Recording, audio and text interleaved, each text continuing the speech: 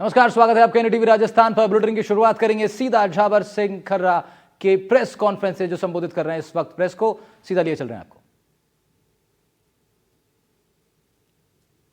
अब हमने जांच जिस प्रकार से की है, उसको जिस प्रकार से अपने खुद के बचाव का मौका दिया है, वो उसने जितने पैंतरे चलने थे वो सारे चल दिए। वो डाल रही, हमको पात पात चलने को मजबूर होना पड़ा। और अब ये हम इस बात को लेकर सुनिश्चित हैं कि ना तो माननीय राजस्थान उच्च न्यायालय से उसे किसी प्रकार की राहत मिलेगी और ना भारत के माननीय सर्वोच्च न्यायालय तक से भी उसे किसी प्रकार की राहत मिलने की संभावनाएं दूर दूर तक दिखाई नहीं दे रही। बचाव का कोई रास्ता नहीं। बचाव का कोई रास्ता नहीं।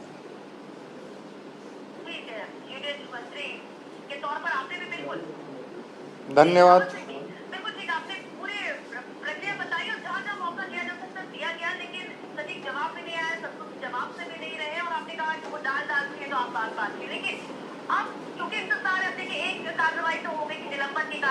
आगे क्या होता है आपने भी कहा कोई रास्ता इनके पास नहीं है। अब इंतजार कार्यवाहक मेयर को लेकर तो क्या इसमें लेकर में चर्चा हो चुकी है? अब हम चर्चा करेंगे और बुधवार के दिन जयपुर को नया कार्यवाहक मेयर मिल जाएगा।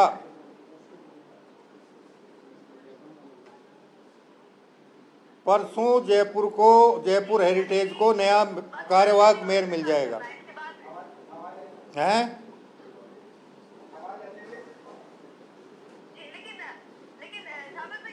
बीजेपी का होगा वो कांग्रेस का होगा, प्रायोरिटी क्या वाकई में बीजेपी रहेगी क्योंकि वोट कांग्रेस का था? क्या हो सकता है? सब कुछ सरकार पर ही डिपेंड है, आप पर ही निर्भर। देखिए, हम हमारे पार्टी के पार्षदों से विचार विमर्श करेंगे, जो हमें सहयोग देना चाहेंगे, जो इस भ्रष्टाचार के खिलाफ थे पार्षदगण, उनसे भी है उनकी राय प्राप्त करेंगे। हमारे विधायकों से, हमारे सांसद जी से और हमारे प्रदेश अध्यक्ष जी से विचार विमर्श करने के बाद हम किसी एक नाम पर सर्वसम्मति बनाकर उसे परसों के दिन कार्यवाहक महापौर का कार्यभार देने के आदेश जारी कर देंगे।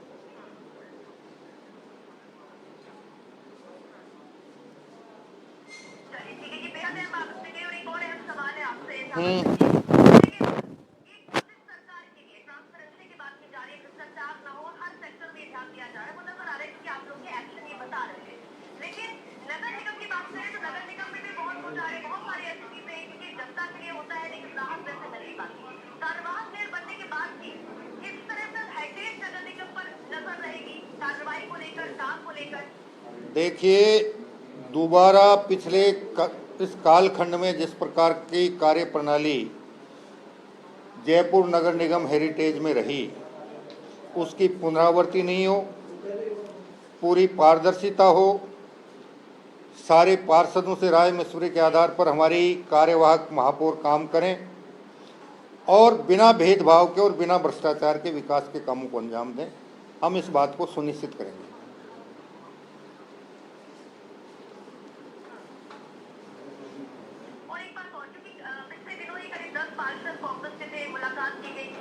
और ऐसी चर्चाएं भी है कि वो पार्षद बीजेपी के साथ आ सकते हैं, उनका सपोर्ट हो सकता है। क्या वाकई में ऐसा कुछ झाबर सिंह? देखिए, भ्रष्टाचार के खिलाफ परेशान है या जिसको लगता है कि भ्रष्टाचार हो रहा है और हमें इस पार्टी के साथ अब नहीं साथ देना?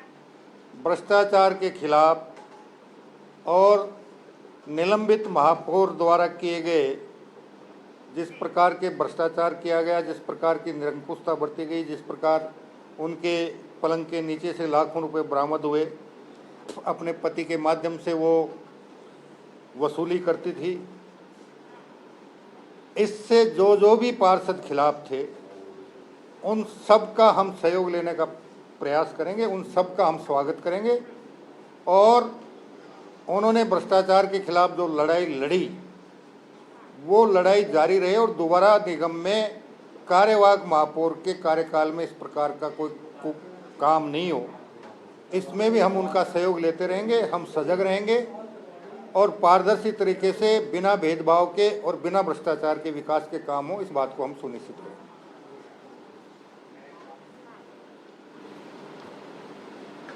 चलिए, बिल्कुल यही उम्मीद हम भी करते हैं और है कि जनता भी करती है।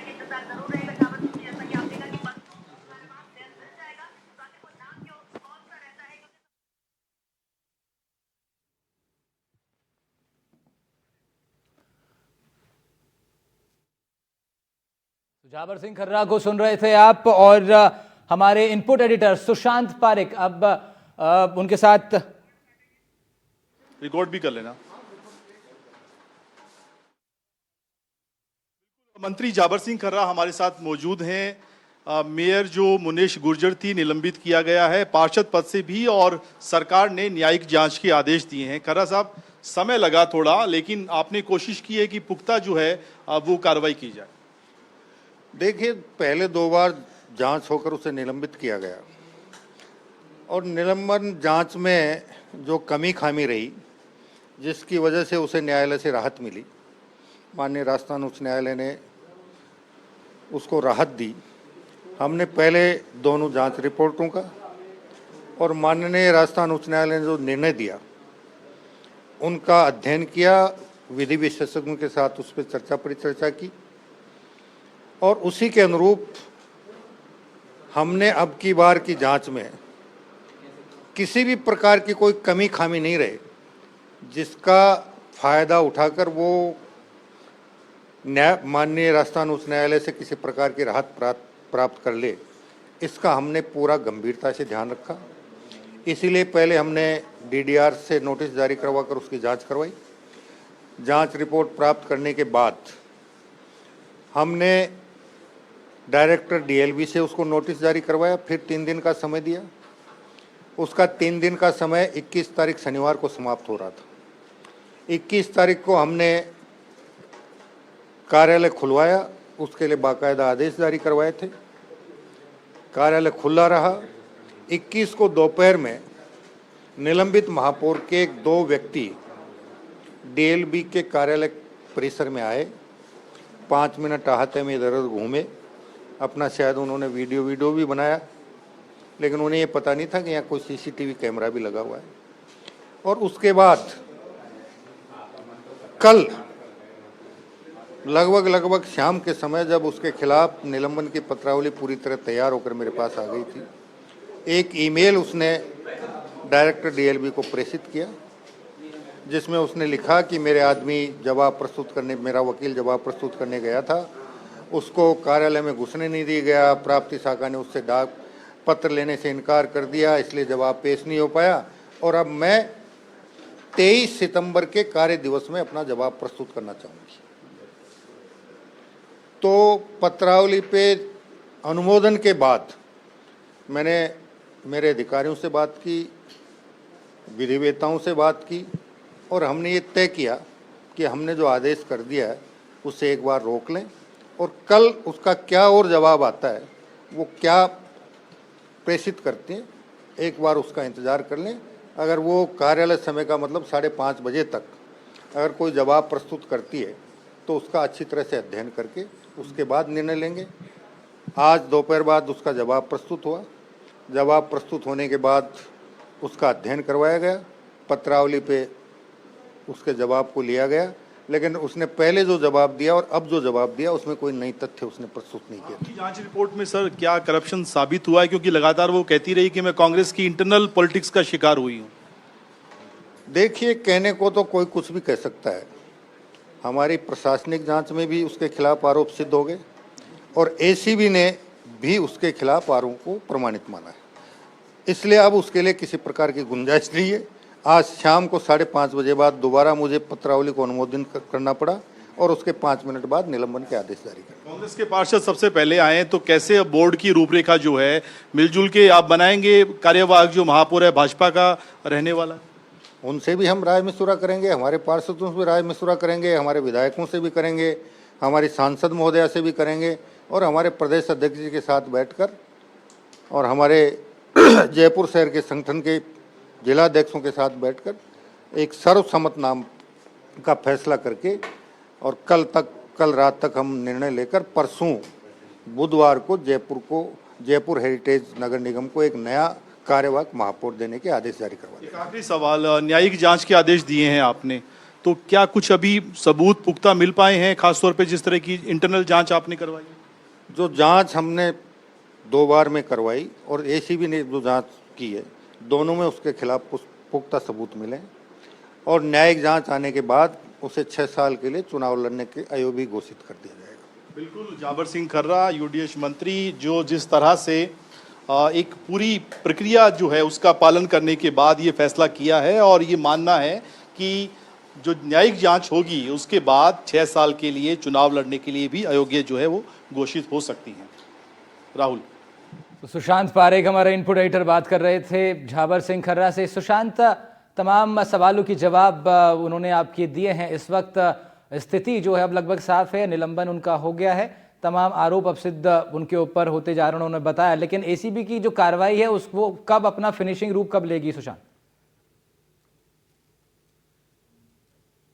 देखिए अभी जो है राहुल, कई सारी चीज़ें हैं। पहली प्रक्रिया तो अभी यही कि मुनेश गुर्जर के खिलाफ जो जांच एसीबी की चल रही है, जो चार्जशीट पेश की गई है, उसके तहत सरकार भी अपनी जांच आगे बढ़ाएगी। जिस तरीके से खर्रा कह रहे थे, हमारे साथ कांग्रेस के पार्षद जो हैं, क्योंकि अब महत्वपूर्ण कदम फिलहाल तो यही कि जो नया कार्यवाहक बनेगा वो कौन होगा, ये बड़ा महत्वपूर्ण है। क्योंकि पलड़ा दोनों ही कांग्रेस बीजेपी का बराबर का है राहुल, और करीब 4-5 नाम हैं ऐसे जो अभी दौड़ में शामिल हैं। भाजपा के भी हैं, निर्दलीय भी हैं, कांग्रेस का समर्थन है। क्योंकि आप देखिए, खर्रा के आवास पर जैसे ही निलंबन की सूचना मिली है, यहाँ पे कांग्रेस के पार्षद आए हैं, उन्होंने मिठाई खिलाकर बधाई दी है। करप्शन के खिलाफ उत्तम जी, आप कांग्रेस के पार्षद हैं, लेकिन करप्शन की इस लड़ाई में आप भाजपा का महापौर बनाने के लिए तैयार हैं? देखिए, भाजपा का महापौर बनाने के लिए तैयार हैं, ये तो खैर बाद में तय होगा। सबसे पहले हमने जो लड़ाई लड़ी है वो लड़ी है इस भ्रष्टाचार को ख़त्म करने की। अब हम अपनी पार्टी के साथ बैठेंगे, अपने लोगों के साथ बैठेंगे, पार्षद साहब लोग बैठेंगे, और हम लोग अब विकास के साथ रहेंगे।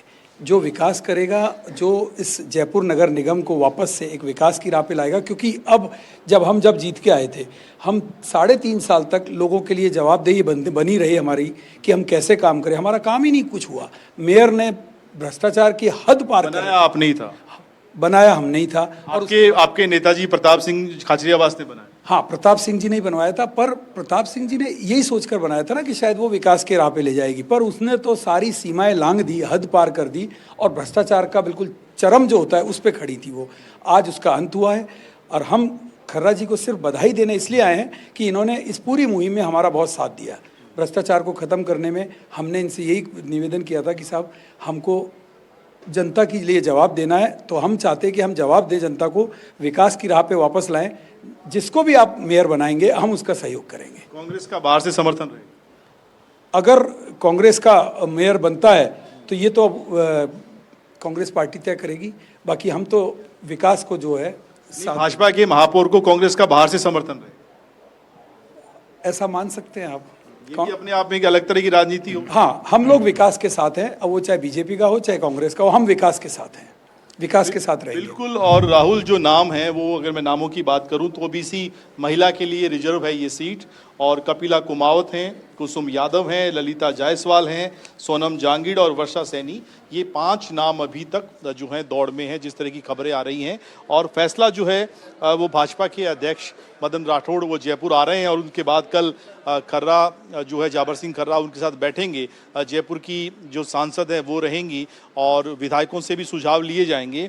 उसके बाद ये फैसला होगा कि कौन अगला जो है कार्यवाहक बने। क्योंकि अभी फिलहाल एक तरीके से परिस्थितियां जिस तरह की हैं कार्यवाहक की, और उसके बाद फिर अगर ऐसा नहीं है, क्योंकि अभी हालांकि कांग्रेस के पार्षद कह रहे हैं कि उनका समर्थन है, लेकिन इन केस अगर स्थिति वोटिंग तक जाती है और फिर हो सकता है आने वाले समय में इलेक्शन की नौबत आए। लेकिन पहली जो प्राथमिकता वो यही कि जो काम अटके हुए थे, जो काम रुके हुए थे, और बार बार ये तीसरा मौका है निलंबन का। आप देखिए, 2 बार कमबैक किया है मुनेश गुर्जर ने, और शायद यही कारण है कि इस बार जाबर सिंह खर्रा किसी भी तरह का कोई रिस्क नहीं लेना चाहते थे।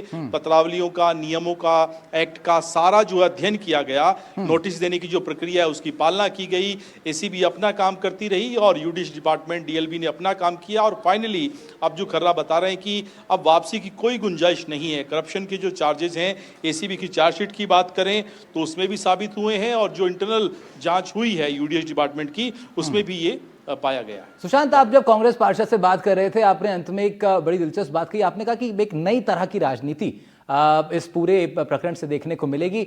अब इससे भ्रष्टाचार विरोधी जो एक अभियान बनाने की जो इमेज एक क्रिएट करने का प्रयास जो नई सरकार द्वारा किया गया, उसमें भी इसमें जो है एक बढ़त मिलेगी, एक मजबूती मिलेगी।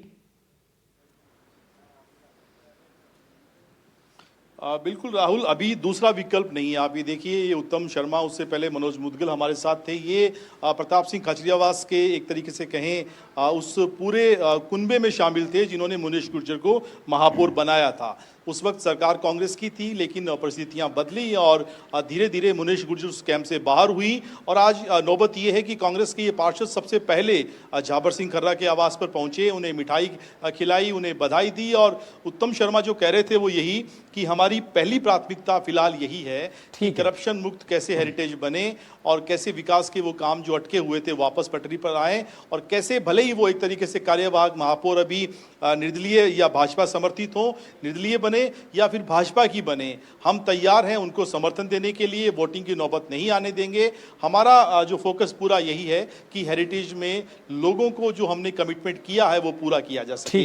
तो ये अपने आप में अलग सियासी तस्वीर होगी राहुल, जब भाजपा के महापौर को बनाने के लिए कांग्रेस के पार्षद इस तरह की बात कह रहे हैं। बहुत बहुत शुक्रिया सुशांत पारेख, आपका तमाम जानकारी आपने साझा करी। और यूडीएच मंत्री झाबर सिंह खर्रा से बातचीत कर रहे थे आप। तमाम सवालों के जवाब, सुशांत के सवालों के जवाब झाबर सिंह खर्रा ने भी दिए।